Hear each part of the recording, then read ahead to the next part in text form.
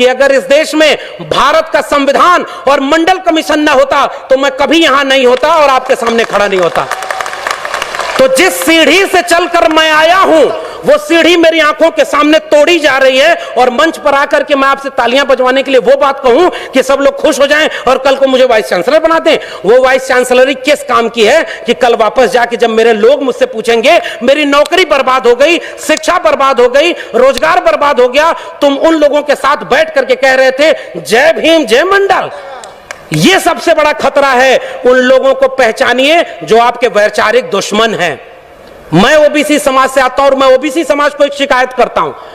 इस देश में ज्योतिबा फूले माली जाति से आते थे, ओबीसी थे। डॉक्टर अंबेडकर ने उन्हें अपना तीसरा गुरु बनाया था। शाहू जी महाराज ओबीसी जाति के थे। पेरियार चरवाहा समाज के थे। ओबीसी घरों में इनकी तस्वीरें नहीं है। शिवदयाल सिंह चौरसिया 1928 में बिहार में और उत्तर प्रदेश में आदि हिंदू सभा बनाए, और जब हिंदू लोगों ब्राह्मणों के पास गए और उनसे कहे कि मैंने आदि हिंदू सभा बनाया है, इसकी मेंबरशिप ले लो, तो ब्राह्मणों ने कहा हम हिंदू थोड़े ही हैं, हम तो आर्य हैं। तब चौरसिया साहब खड़े हुए और उन्होंने वो पर्चा फाड़ के कहा जब तुम हिंदू हम हिंदू, हम तो ये समझते थे दोनों एक हैं, और जब तुम हिंदू नहीं तो हम भी हिंदू नहीं। और उन्होंने उसका नाम बदलकर कहा depressed classes league, backward classes league. 1948 में उसका लखनऊ में सेमिनार कराया और उसकी अध्यक्षता करने के लिए पेरियार और डॉक्टर अंबेडकर को बुलाया, तब जाके बहुजन एका बनी थी। बस खतरा यह है कि उन लोगों को पढ़ने नहीं दिया गया। पनवाड़ी घरों में शिवदयाल सिंह चौरसिया का नाम नहीं है। मेरे अपने यादव घरों में पेरियार ललई सिंह यादव का नाम नहीं है। पेरियार ललई सिंह यादव ने क्या कहा था, मैं उनकी बात कह रहा हूं। बलिदान न सिंह का होते सुना, बकरे बलिवेदी पर लाए गए, न काटे टेढ़े पादप गए, सीधों पर आरे चलाए गए, विषधारी को दूध पिलाया गया, विषहीन सदा तड़पाए गए। ये कहा था पेरियार ललई सिंह यादव ने।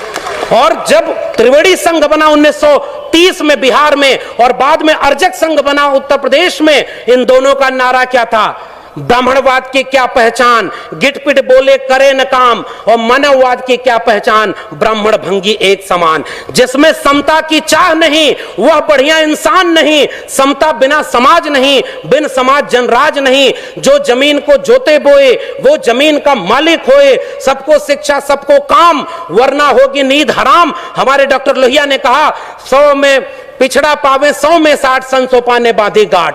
तब उसको जगदेव बाबू और रामस्वरूप वर्मा ने नारे को आगे बढ़ाया कि 100 में 90 शोषित हैं, शोषितों ने ललकारा है, धन धरती और राजपाट में 90 भाग हमारा है।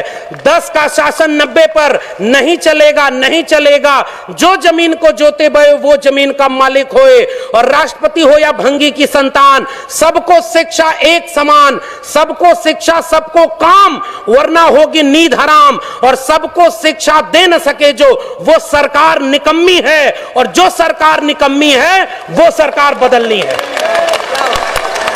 आप नेताओं के गुलाम बन गए इसलिए क्योंकि आप एकजुट नहीं रहे। अचानक कोई नेता आके कहता है कि आप चलो हिंदू धर्म खतरे में है, अरे उससे रोक के पूछिए हमारा स्कूल और विश्वविद्यालय खतरे में है, तब तुम क्यों नहीं आए? मेरी नौकरी कोरोना में चली गई, तब तुम क्यों नहीं आए? हमारी अर्थव्यवस्था डूब गई, तब तुम क्यों नहीं आए? और 85% हिंदू तब बनाते हो जब मुसलमानों के खिलाफ दंगा कराना होता है। और उसके बाद दलित महिला थी, सुनिए, दलित महिला थी उत्तराखंड में, खाना बनाकर स्कूल के बच्चों को खिलाती थी, और दलित महिला की जाति देखकर सवर्ण बच्चों ने कहा हम खाना नहीं खाएंगे, तब हिंदू धर्म खतरे में क्यों नहीं आया? यह मेरा सवाल है। उस महिला की जाति देखते हो क्योंकि वो दलित है इसलिए हम खाएंगे नहीं? पूछिए उन लोगों से 2 अप्रैल के भारत बंद के दिन वो लोग कहां थे जो केंद्र से लेकर के राज्य में सत्ता में बैठे थे और दलित सीटों पर चुन करके गए थे? पूछिए उन लोगों से 13 पॉइंट रोस्टर आया तो वो कहां थे? पूछिए उन लोगों से नई शिक्षा नीति के नाम पर जब सब बेचा जा रहा है, और आज आप कह रहे हो पाकिस्तान कब्रिस्तान। इस देश में हिंदू मुस्लिम की आग तब लगाई जाएगी जब दलित पिछड़े आदिवासी बच्चे अपनी शिक्षा और रोजगार और स्वास्थ्य की बात करेंगे। आज इस देश में एक दलित को राष्ट्रपति बना दिया गया और हाथरस में बेटी को पेट्रोल डाल के जला दिया, तब उस राष्ट्रपति की क्यों जबान खोली? यह सच पूछना जरूरी है। और आपने मुझे आमंत्रित करने का जोखिम लिया था, मैं अपना काम करके जा रहा हूं। आपने ये बात जो कही थी, ऐसे मंचों पर आप हमें नहीं भी बुलाएंगे तब भी भारत के संविधान और मंडल कमीशन ने एक नौकरी दे दी है, हम वहां गुजारा कर लेंगे, हमें आपका वोट नहीं चाहिए। लेकिन मैं चाहता हूं कि इस मंच से घर जाने के बाद ये महिलाएं और बच्चियां, ये नौजवान अपने घर में अपने बाबूजी से पूछें कि आप तो धर्म को बचाने गए थे, मेरी शिक्षा, मेरी रोजगार, मेरी नौकरी और मेरे देश को बेचने वालों के साथ क्यों खड़े थे? ये सवाल आपसे पीढ़ियां पूछेंगी।